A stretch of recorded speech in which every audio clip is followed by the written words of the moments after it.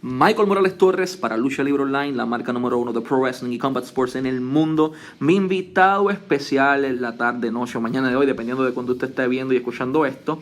The World's Strongest Man llega aquí a Lucha Libre Online. Mark Henry, it is an absolute honor for us to have you as our guest representing AEW here for the first time in Lucha Libre Online. How are you doing today, sir?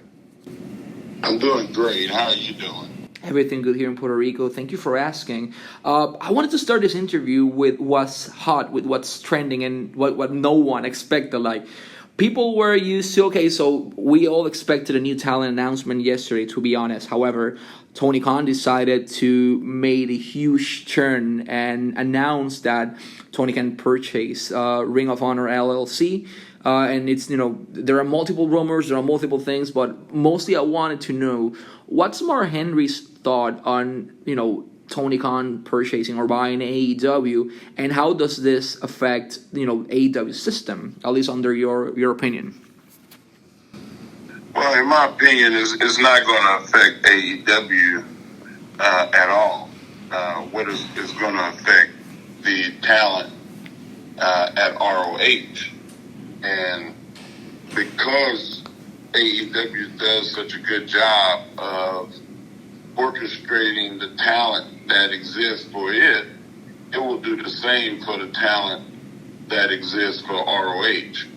They will have more of a vehicle, in my opinion, to go and work not just in ROH and AEW, but the relationship is good with Impact and New Japan. So you will see, like, ROH in the future,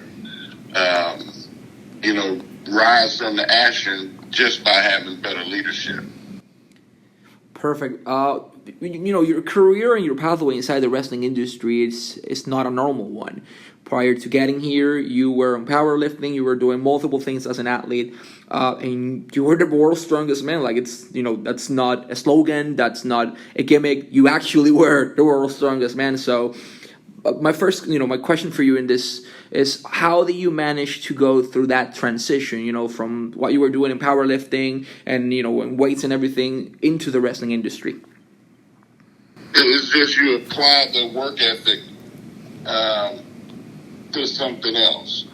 And I've been very blessed that I was born into a family that put a very high premium on how hard you work. Your rewards came because you worked hard, because you sacrificed, you didn't get in trouble. Like, your whole objective was to be the best at something.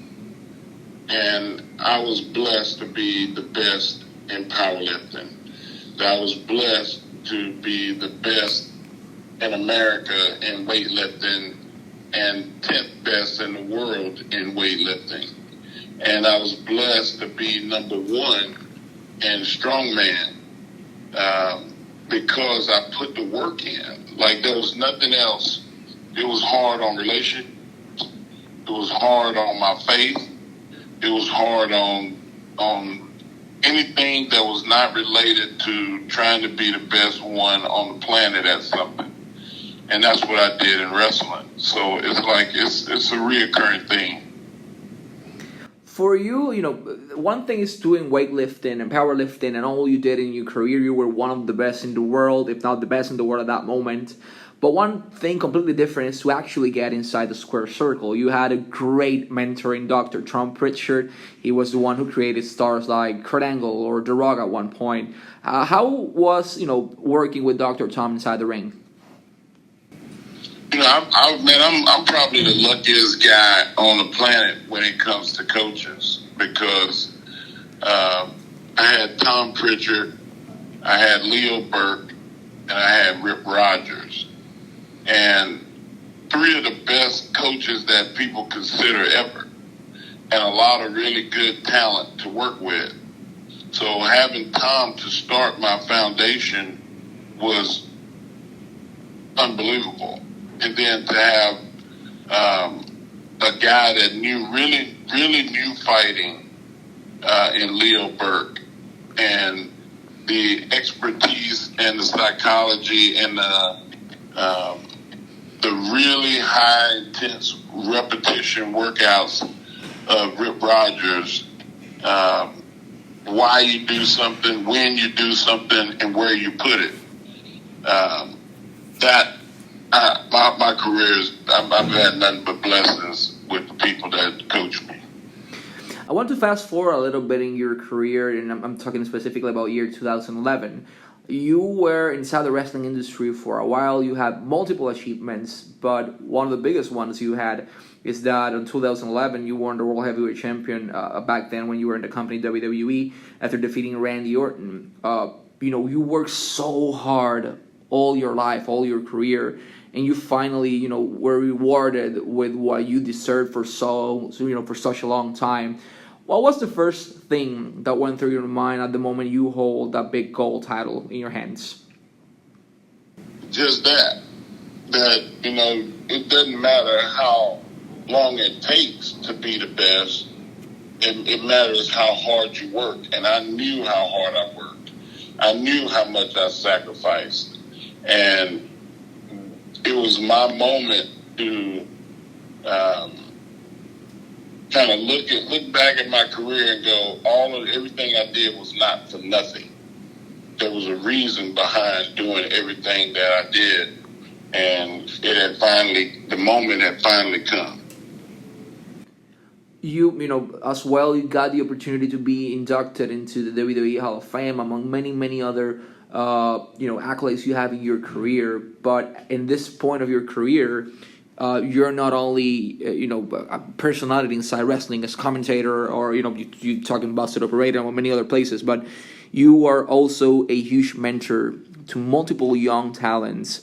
But I want to talk specifically about one, and I believe maybe a month or so ago, Jade Cargill, current TBS champion, stated in an interview that you were a huge, instrumental part of her career.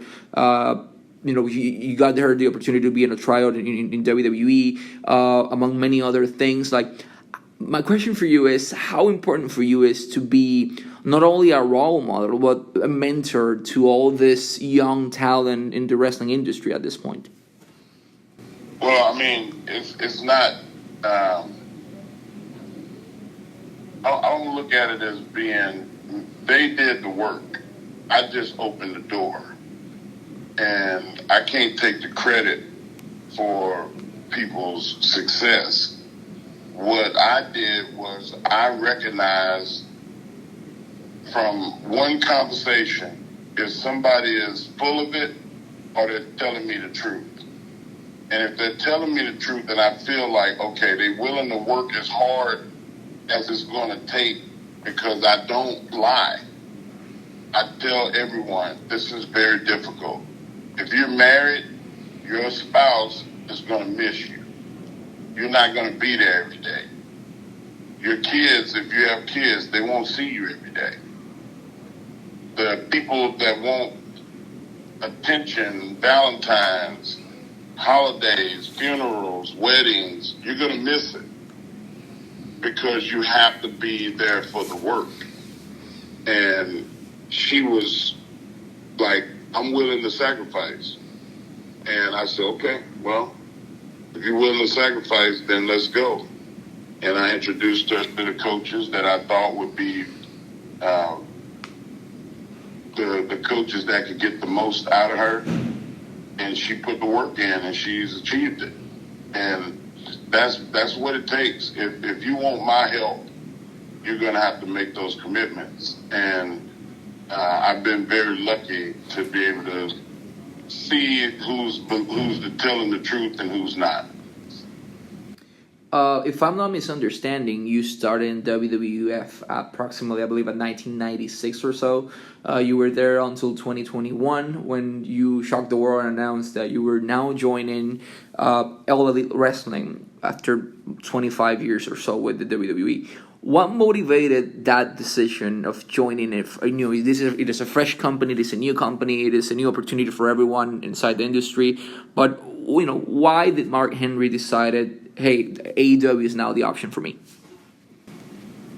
At some point, your wrestling career will be over as an athlete, and you will have to either assume another role or change businesses. And I did not want to change businesses. I had worked too hard to understand the wrestling industry, and I knew that I could do a lot. And I wanted to work in the office, and I was not afforded that at WWE. So the only other thing for me to do was to go where I would be wanted to help with the business. And Tony Khan was very excited when I called him and told him that I was interested in working in the office, because he understood that I knew what it took to help run a good office. You are now a part, as mentioned before, of All Elite Wrestling. There are a lot of talents, new faces, young faces, but we also have veterans in the ring that we never expected to see back in the industry, like CM Punk, for example, or a guy that I never expected to see outside of WWE, like Chris Jericho, once he got out. You know, Matt Hardy, you have Andrade. You know, there are a lot of talent inside the company at this point. What's your opinion on the way All Elite Wrestling has been developing these new stars, but as well having a balance with the current young veterans and veterans inside the roster? I'm sorry, can you repeat that? It broke up a little. Apologies for that, sir. Yeah, so what's your opinion on the way AEW is currently programming or booking their young stars? Like, basically, the whole company at this point is... You have faces like CM Punk, you have faces like Chris Jericho, like Bryan Danielson, like Matt Hardy. However, AEW decided to bet everything on young talent, like, for example, Dr. Britt Baker or Hangman Page or Jade Cargill, as mentioned before. What's your opinion on the way they are basically pushing these uprising stars and making them the face of the company? I think they're doing a good job, because there's so many people and there's not that much time.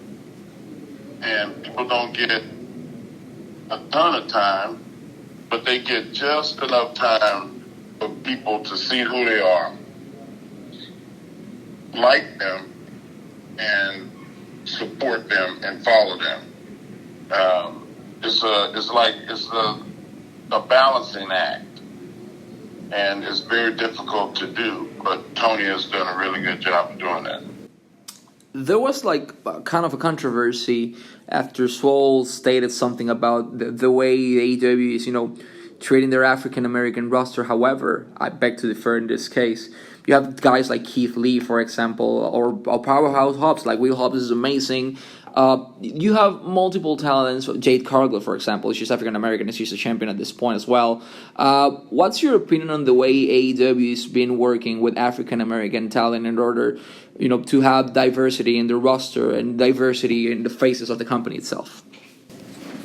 Well, you can see that there's a lot of diversity in the way the talents look.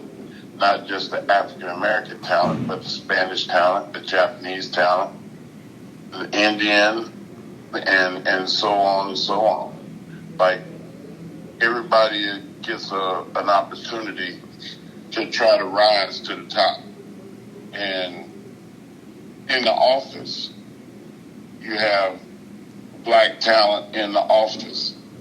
You have multiple ethnicities in the office at the highest level, including Tony Khan. So any negativity, we try not to dwell on or think about.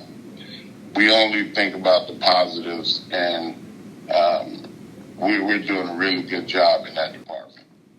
Perfect. So if you allow me, I'm going to say something in Spanish just for a few seconds.